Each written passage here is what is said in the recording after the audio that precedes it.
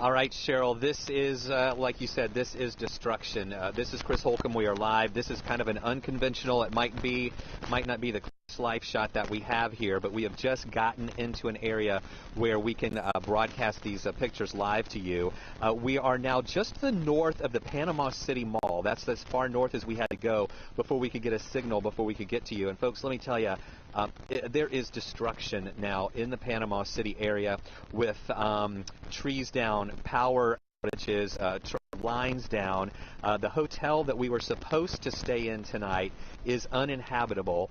Watch out, there's a power line right there. We're having to be really careful here with driving around these power lines, but we're kind of doing a little U-turn so you can see the destruction over on this side of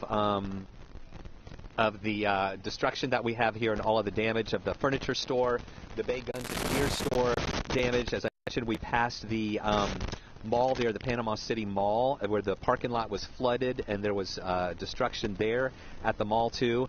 And then from our hotel, as we moved northward, we're just seeing damage all around with awnings, sheet metal that's wrapped around these poles that you can see here as well.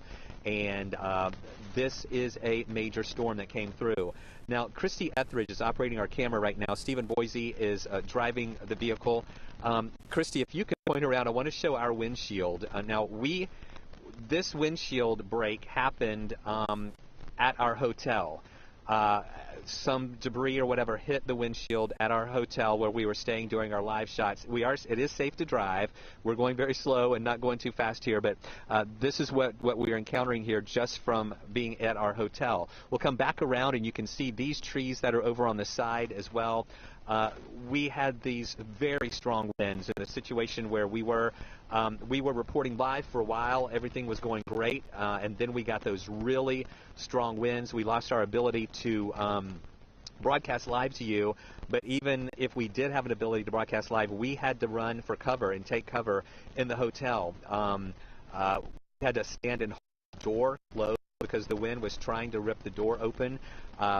We were at a 4-story hotel. Folks at the top floor had to come down to the bottom. Power was out there. Everyone was just sitting out in the halls with their dogs, with their kids, in the dark, waiting for this storm to pass by. We did experience the eye wall as it was coming through, just the strongest winds that came through. We were a little bit east of Panama City, over toward Tyndall Air Force Base, and we were a little close to the eye. We did see a brief break in the action with all the heavy destruction and the storms that were coming through. The sky lightened up. We were not in the middle of the eye of the storm where we couldn't see clear sky, but we did see some brief lightning up of the sky where it calmed down briefly, but then we knew that wasn't going to last long, and we were